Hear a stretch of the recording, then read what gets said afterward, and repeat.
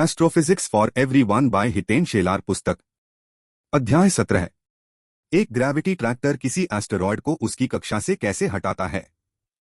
मान लीजिए एक एस्टेरॉयड जो कि एक फुटबॉल ग्राउंड से भी बड़ा है हमारी ओर बढ़ रहा है। क्या इसका मतलब है कि दुनिया का अंत निकट है?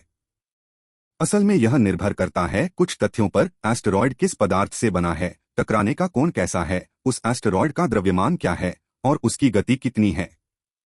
यदि एस्टेरॉयड विभिन्न धातुओं से बना है तो वह उन एस्टेरॉयड्स की तुलना में अधिक खतरनाक है जो मुख्यतः कार्बन से बने हुए हों।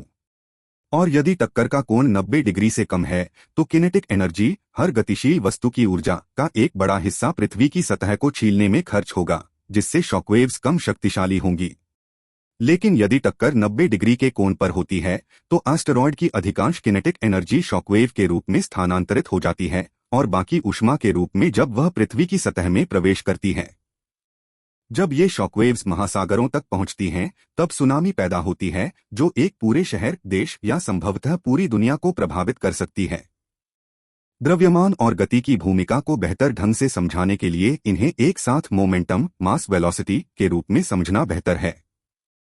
जब एस्टेरॉयड पृथ्वी से टकराता है तो उसका मोमेंटम पृथ्वी में स्थानांतरित हो जाता है। शायद इम्पल्स, बहुत कम समय में मोमेंटम का स्थानांतरण शब्द यहाँ मोमेंटम के स्थान पर अधिक उपयुक्त होगा। पूरी मानवता खतरे में पड़ जाती है। ऐसे एस्टेरॉयड्स का खतरा हमेशा बना रहता है, भले ही संभावना कम हो, लेकिन कभी भी हो सकता है या भविष्य में अवश्य होगा। एस्टेरॉयड्स का पता कैसे लगाया जाता है? रात के साफ आसमान में ऊपर देखिए और यदि आप कोई टूटता तारा देखें तो बस ऐसे ही। ये टूटते तारे वास्तव में मीटियोराइट्स होते हैं जो कि किसी बड़े एस्टेरॉयड या किसी धूमकेतु के हिस्से होते हैं। एस्टेरॉयड्स का अपना प्रकाश नहीं होता, इसलिए जब तक सूर्य किरणें एस्टेरॉयड की सतह पर पड़कर परावर्तित नहीं होती हम उन्हें देख ही नहीं पाते। और उनके आकार, आकृति और कक्षा को समझने के लिए हम रडार तकनीक का उपयोग करते हैं। एक बार ट्रेजेक्टरी गणना कर लेने पर एस्टेरॉयड के भविष्य के मार्ग का अनुमान लगाया जा सकता है। इन खतरनाक पत्थरों से हम कैसे बच सकते हैं? एस्टेरॉयड्स की गति 30 किलोमीटर/s या उससे भी अधिक हो सकती है। उनकी कक्षाएं अराजक होती हैं और सतहें असमतल। ये कारक एस्टेरॉयड्स का पता लगाना कठिन बना देते हैं। किसी एस्टेरॉयड को रोकने का सबसे सही समय तब होता है जब वह हमसे 7.5 मिलियन किलोमीटर से अधिक दूरी पर हो।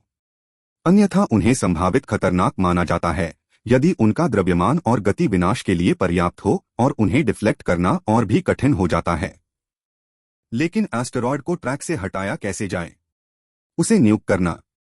हाँ, जब एक संभावित खतरनाक एस्टेरॉयड के पृथ्वी से टकराने की भविष्यवाणी की जाती है तब हम उसे न्यूक कर सकते हैं ताकि या तो उसे सुरक्षित दिशा में धकेला जा सके या फिर उसे नष्ट कर दिया जाए। यह एस्टेरॉयड के द्रव्यमान पर निर्भर करता है कि उसे हटाने के लिए कितने न्यूक्स विस्फोटित किए जाने चाहिए, न्यूटन के तृतीय नियम के अनुसार।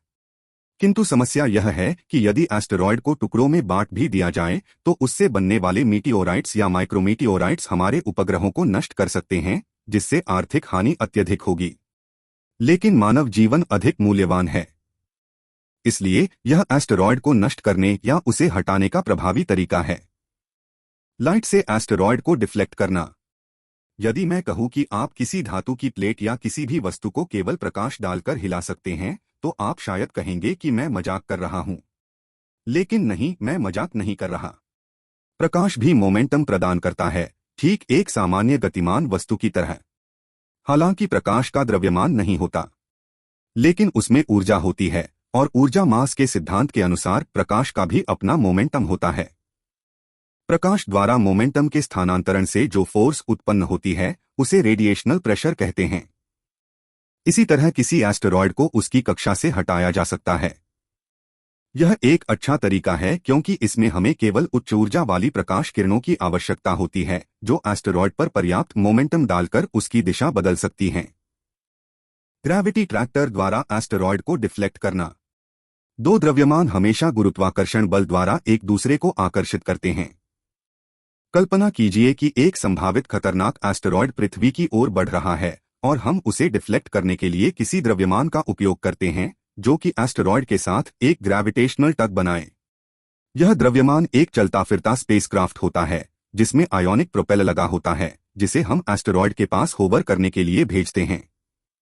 स्पेसक्राफ्ट को इस प्रकार स्थित किया जाता है कि उसका गुरुत्वाकर्षण खिंचाव एस्टेरॉयड पर उस एस्टेरॉयड बेल्ट के प्लेन के परपेंडिकुलर दिशा में हो।